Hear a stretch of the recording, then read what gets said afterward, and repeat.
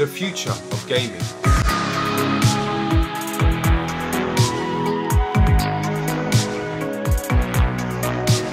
It's crazy how much things have changed since the days of Atari to current gen consoles. So today I want to discuss the future of gaming and what possibilities could be open.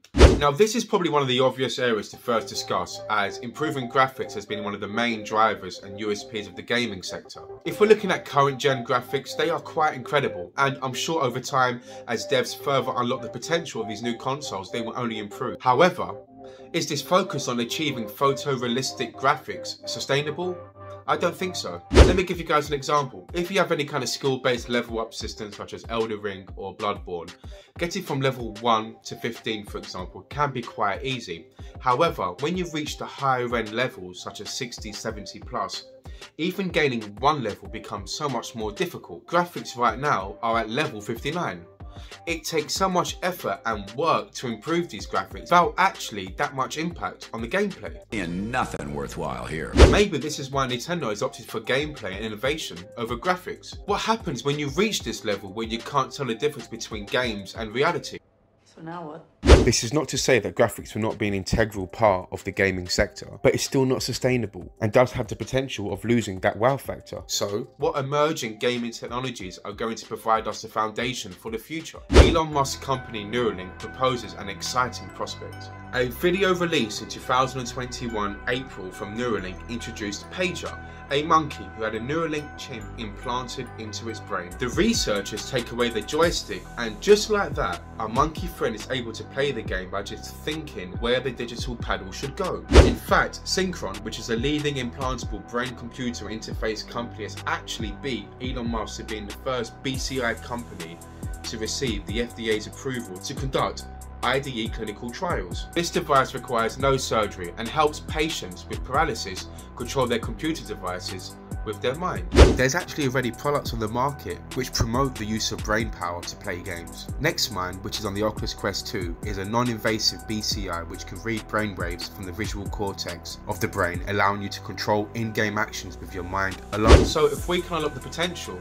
of brain-computer chips for the gaming sector, there would be no delay from finger to trigger. You would have to think super quick. It would revolutionize pretty much the whole gaming sector. Imagine having the abilities to create things like you do in Minecraft, but with the power of your brain. What's next? VR and AR related technologies will be an integral part of the gaming sector in the future. Chance to fully immerse yourself in another world where you can feel, touch, and have a 360 view of your surroundings as you battle that boss together with your friends, or build your future city in full 3D glory, will trap billions. The next step for virtual reality technologies is to provide a much more deeper experience. It means getting to a stage where you are unable to tell the difference between a VR related world and your own reality. Over time, the graphics will naturally improve, and then other technologies such as mesh suits, VR goggles, and even stuff like smells will fully incorporate a full immersive experience. But with this, there is another aspect which will take these virtual gaming worlds to a new level. The games that will be available on these VR platforms in the future consist of traditional things such as Resident Evil, which you can play right now on the Oculus Quest 2, or the metaverses that are currently being built up. The term metaverse is being chucked around a lot right now. You most probably heard it through Facebook when they changed their name to Meta. To clarify, and I feel like this might be a common misconception, Meta do not own the metaverse. Over 160 different companies creating their own metaverses. The way I like to envision it is how we have the UK and the Netherlands and Spain. The metaverse can be perceived in similar fashion.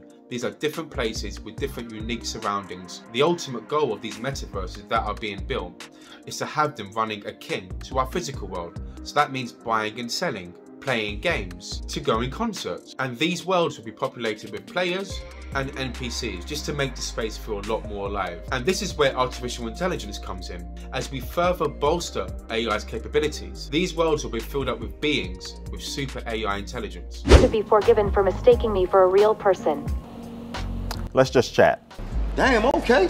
You could converse and debate with them, have deep intellectual conversations. You will struggle to know if they are a human or an AI being. And with this, the crossover to gaming is quite seamless. Detective scenes, fantasy, RPGs, to parts where you play the character of negotiating with terrorists in COD VR whilst your mates are covering from the rooftop. We could take this one step further by considering sim-like games or any type of game where you have relationship building activities, which, by the way, is a big part of most games these days. Bearing this sentiment in mind and also taking into account what AI experts believe AI's potential could be, it opens up a new ground for people to meet and have actual relationships. You can meet the love of your life online with an AI character who you actually care for, have a bond with. After all, with AI, they have the aptitude to have these deep relationships. And before you call me crazy, people are already having intimate relationships with AI chatbots.